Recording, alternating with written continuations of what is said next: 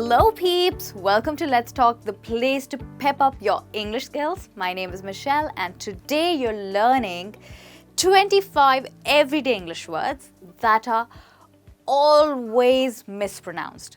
As in, most people make mistakes with these words. Do you want to know what they are? Well, let's then look at the first one. So the first word that you have is introduction. That's right, my friends. You don't say it introduction, but you call it as introduction. Let's try it again. Introduction. So, where do you think the stress is? Well, the stress is on this syllable. And remember that the stress before shun is always on the syllable before that. Okay? So, it's introduction right before shun. All right, let's look at a sentence with this one. Some people need no introduction. Their work says it all. As in, there are few people who are so good at their work that you don't need to tell about them because everybody knows that their work is really good. So this can be used probably for a colleague who is really good, and when you're introducing them, you could probably use this sentence. It'll be a great one. Well, let's move on quickly to the next word for the day, and that is, how do you say this word? It's not forget, but forget. You know, the furry cat, the word fur, right? So that's the same word that you're using here. You're saying forget, forget. And where do you think my stress is? Well, the stress in this word is on get. Okay, let's look at an example.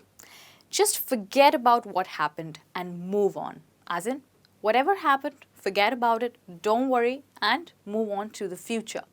Now let's move on to the next one. Now we have, how do you say this? Deodorant. No, you say it as deodorant.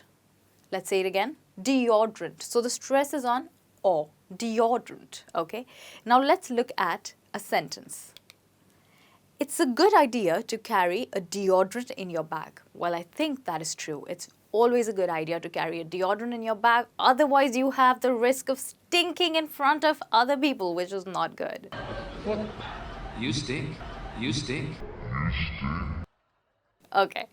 Now we have this word. So you have to be careful with C and H over here because they don't have the sound ch, which these two letters, when they come together, generally have. But here the sound is k, which is chaos. Let's try it together. Chaos. And the stress is on K. Chaos. What is chaos? Well, chaos is when you're absolutely confused, okay? Or things around you are in a complete mess. That's chaos. If you take more than 1,000 people in the auditorium, it would create a chaos. It sure would. Okay. Now let's move on to this word. Well, the mistake with this word is that people often stress it on hair. Okay, when it's supposed to be stressed on red. So you say it as hereditary, okay? Hereditary. Say it again. Hereditary. Right. So as you notice, there is this syllable in between, red. So if you remember red, you'll be able to remember the pronunciation. Let's look at an example. Diabetes is a hereditary problem, okay? So it's pretty simple. Hereditary is something that comes to you from generations. The next word is again super common, okay? This word is called electrician. Electrician, okay? So that's how you say this word. Let's look at an example. We need to get an electrician to fix the fused light.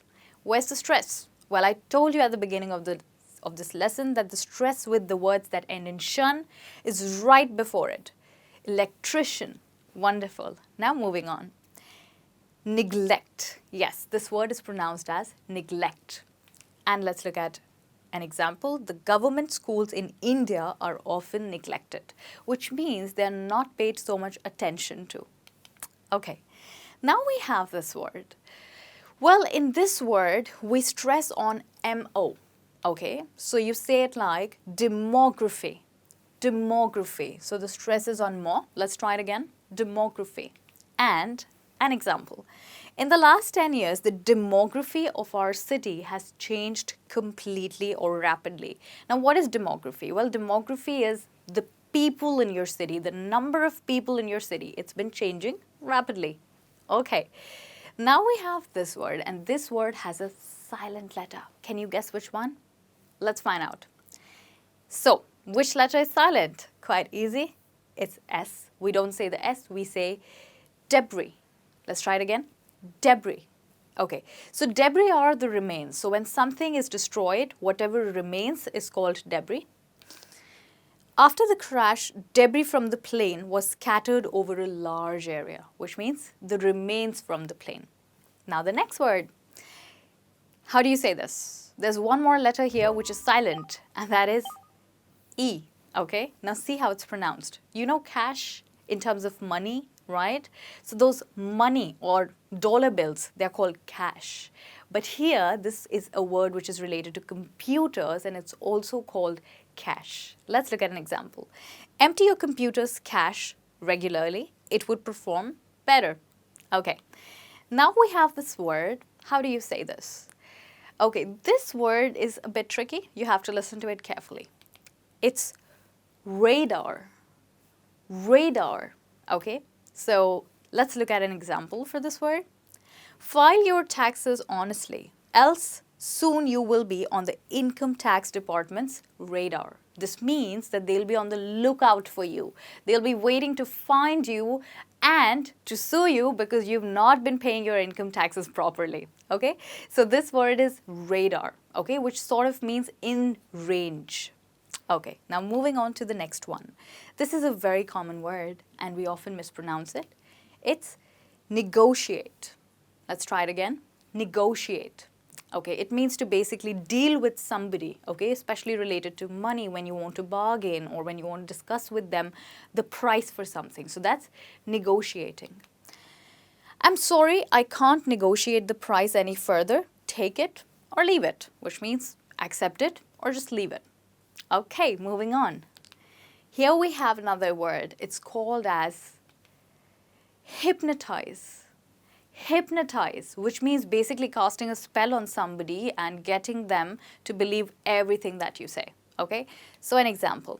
He was hypnotized by her beauty. Well, this is also possible. So if you're really attracted to a person, you can say that I'm hypnotized by her beauty. Okay. Now we have this really common English word. It's a grammar word which is often mispronounced. So guys, it's not adjective, but it's adjective. Try it again. Adjective. And the stress is on a. Adjective. Okay, now let's look at an example. You should use adjectives to sound more expressive. Perfect. So that's pretty easy. And now we have this word. This word is pronounced as ambitious. Try it again. Ambitious. Well, what does ambitious mean? Well, ambitious means when you have really big dreams and you want to fulfill them. Rima is quite ambitious about her career. Oh yeah, this is another one that you've got to be careful of. Not career, but career. Okay, moving on to the next one. So this is the name of a month and it's pronounced as, this is April.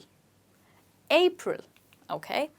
How many of you have your birthdays in April? So if you're speaking to a couple of people, you could say it that, how many of you have your birthdays in the month of April? Okay. Now we have this word, and let's look at the pronunciation and then understand how to pronounce it. So, it's, as you can see, the last sound in this word is a bit stretched, and you must get that as well. So it's automobile. Try it again. Automobile. Okay.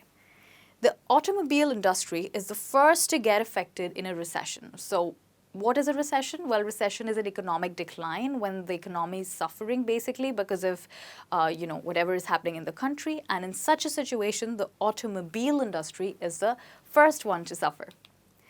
And now we have this one, which we have every morning. It's breakfast. Try it again. Breakfast. You should not skip your breakfast. It is the first meal of the day. Well done. Now we have this word, and here you see that we have the word cap, okay? And let's see how we pronounce it. So this word cap is actually not pronounced as cap here. It's pronounced as cup. Capacity. Try it again. Capacity. Well done. Okay, let's look at an example. The auditorium has a capacity to take 1,000 people. Okay, but not more than that, because if there are more than 1,000, then what will happen? There'll be a chaos. Yes, you learned this word earlier in the lesson. Okay, now let's look at this word. So this is where you put your letter or any particular message or a slip of paper inside, and it's called as envelope. Envelope. Okay, remember that the ending is not lup but lope. People often say envelope when it's supposed to be envelope. Okay, now let's look at an example. Can you pass me that red envelope? Wonderful. Now we are moving towards our next word. So this word means to help somebody. Okay, and the pronunciation is this. Facilitate. Facilitate. Sometimes this word is also used for events, for organizing events. Okay, let's look at an example. YouTube has facilitated quality learning online, which sort of means provided or given. Okay, so that's facilitated. Try with me again. Facilitated. So remember that this FAC is not facilitated but facilitated. Okay, moving on. So this word, you know what it is, right? On a man's face, you find it here. It's called moustache. Try it again.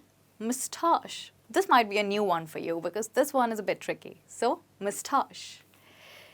Growing a moustache is quite in fashion these days. Yeah, not only a moustache, but also having a beard is quite in fashion these days. Don't you think? Okay. Now we have this word, which we often have in the mornings, especially when we're having breakfast. I love having a smoothie of banana. Okay, I love having a banana smoothie. Let's look at a sample sentence. I eat at least one banana for breakfast. So it's not banana, but banana. Try it again. Banana. Perfect. Now this word, well, if you want to improve your English, then you need a lot of preparation. That's right. Preparation. Preparation. Let's look at an example. If you want to crack the IIT entrance, you need to begin the preparation now.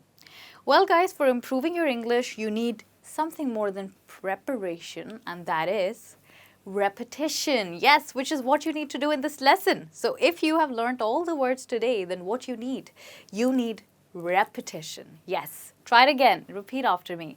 Repetition. Did you hear? I said repeat and repetition. Well, both of them have different pronunciation. Okay, let's look at an example. Constant repetition makes it easier to pronounce words correctly in English. Well, that's exactly what I said. So do remember, guys, that after watching today's lesson, you do a lot of preparation and also some repetition so that your pronunciation skills can actually improve. Well, I hope that the 25 words that you learned today, you will stop making mistakes with those and get the pronunciation right. Thank you so much for joining me. I'll see you soon in another lesson. Till then, keep speaking and keep practicing English. Bye-bye.